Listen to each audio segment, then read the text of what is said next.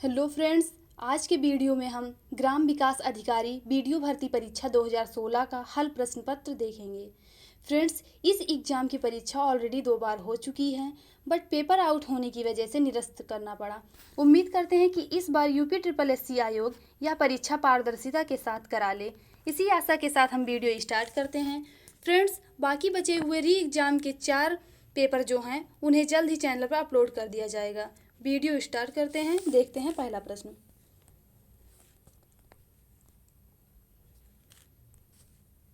सूरदास के गुरु कौन थे? वल्लभाचार्य। सूरदास हिंदी साहित्य में भक्ति काल के कृष्ण अष्टछाप कवियों में अग्रणी हैं। महाकवि सूरदास वात्सल्य रस के सम्राट माने जाते हैं। सूरदास ने भगवत के 12 स्कंधों पर 1.25 लाख पदों की रचना की है, जिनमें से अब 500 पद ही उपलब्ध हैं, जो सूरसागर संकलित हैं। ऐसा माना जाता है कि सूरदास जन्मांध थे, लेकिन इस विषय में अभी भी मतभेद है। आगरा के समीप गऊ घाट पर इनकी मुलाकात वल्लभाचार्य जी से हुई और वे इनके शिष्य बन गए। वल्लभाचार्य ने ही उनको पुष्टि मार्ग में दीक्षा देकर कृष्ण लीला के पद गाने का आदेश दिया।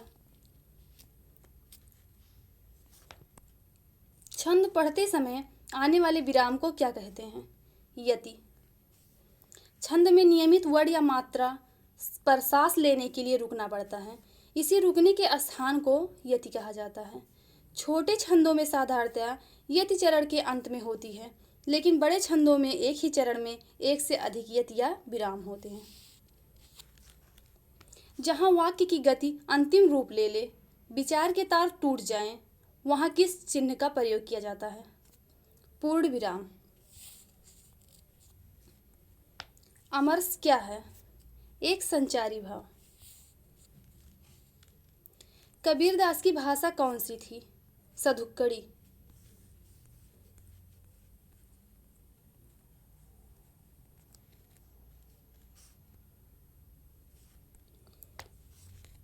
निम्नलिखित मुहावरों के लिए उचित विकल्प चुनिए। द्रौपदी का चीर का क्या अर्थ है? कभी समाप्त ना होना। कूप मंडूक होना, इसका अर्थ है सीमित ज्ञान या सीमित अनुभव होना। इस प्रश्न में वाक्य के पहले और अंतिम भाग को क्रमशः 1 और 6 संख्या दी गई है। बीच के आने वाले अंश को 4 भागों में बांटा है। बांटकर या रा ला वा संख्या दी गई है। यह चारों उचित क्रम में नहीं है। इन चारों को उचित क्रम लगाइए ताकि एक शुद्ध वाक्य का निर्माण हो। सामाजिक जीवन में करेक्ट आंसर ए होगा।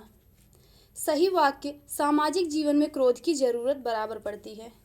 यदि क्रोध न हो तो मनुष्य दूसरों के द्वारा पहुंचाए जाने वाले बहुत से कष्टों की चीर निवृत्ति का उपाय ही न कर सके। अतः सही क्रम या रा लावा है। दिए गए वाक्यांश के लिए एक शब्द का चयन कीजिए। पूरब और उत्तर के बीच की दिशा। पूरब और उत्तर के बीच की दिशा को ईशान कहते हैं। वलय शब्द का अर्थ चिन्हित कीजिए। गोलाकार, घेरा। नीचे दिए गए शब्दों में से अव्ययी भाव समास का चयन कीजिए। आजीवन। जिस समास का पहला पद अव्यय तथा प्रधान हो उसे अव्ययी भाव समास कहते हैं, जैसे प्रतिदिन, अनुरूप, आजन्म, आजीवन इत्यादि। ठीक समय पर आ जाना में कौन सा कारक है? अधिकरण। वह कारक जो क्रिया के समय, स्थान, अवसर आदि का बोध कराए तो वहाँ अधिकरण कारक होता। जैसे चिड़िया पेड़ पर बैठी है। ठीक समय पर आ जाना, घड़े में पानी है। मंदिर मदिरा युग्म का उपयुक्त अर्थ वाला युग्म कौन सा होगा? देवालय, अश्वशाला। मंदिर का अर्थ देवालय है, देवालय या पूजा घर। मदिरा का अर्थ होता है अश्वशाला। निम्नलिखित में मिश्र वाक्य है। जयो ही वह घर से निकला, वर्षा होने लगी। 15 से 18 तक वाक्यांश दिया गया है। टेलीग्राम पर अपलोड कर दिया जाएगा। इसे पढ़कर आप सॉल्व कर लीजिएगा और कमेंट बॉक्स में कमेंट कर कर अपना स्कोर जरूर बताइएगा। चलिए देखते हैं अगला क्वेश्चन।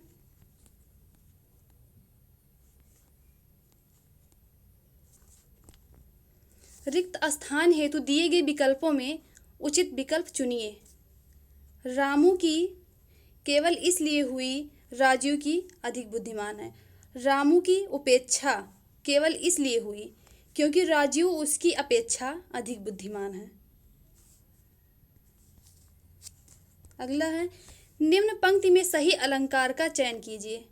पानी बीच मीन प्यासी, मोही सुनी सुनी आवे हासी। विशेषोक्ति, जहाँ पर कारण के रहते हुए भी कार्य का ना होना पाया जाए वहाँ विशेषोक्ति अलंकार होता है। यहाँ मछली के पानी में रहते हुए भी मछली के प्यासे होने की बात कही जा रही है, अतः यह विशेषोक्ति अलंकार होगा। अगला है, निम्नलिखित विकल्पों में से किस विकल्प में सभी शब्द व्यक्तिवाचक संज्ञाएं हैं? राम, रामचरितमानस, गंगा। वह संज्ञा जो किसी वस्तु, व्यक्ति, स्थान का बोध कराती है उसे व्यक्तिवाचक संज्ञा कहते हैं। जैसे वाराणसी, रामायण, रामचरितमानस, गंगा, मोहन इत्यादि। निम्नलिखित में क्या गंगा का पर्यायवाची नहीं है? मंदाकिनी, भागीरथी, सुरसरिता, ये सब गंगा के पर्यायवाची हैं। कालिंदी गंगा का पर्यायवाची नहीं है। सही वर्तनीय शब्द का चयन कीजिए। श्रृंगार।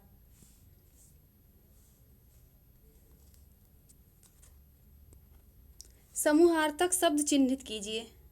भीड़। भीड़ जो है वह समूह को दर्शाता है। आंशिक शब्द में प्रत्यय क्या है?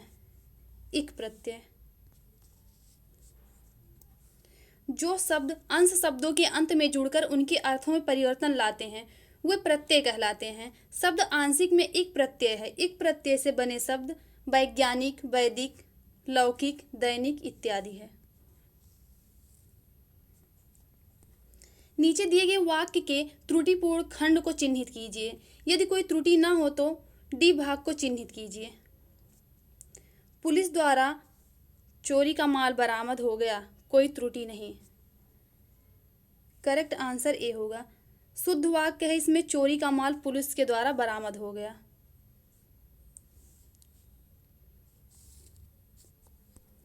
वधूर्मी का संधि विच्छेद है।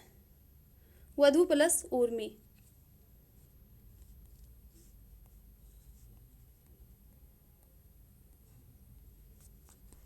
भिन्नार्थक शब्द का चयन कीजिए। अनिल।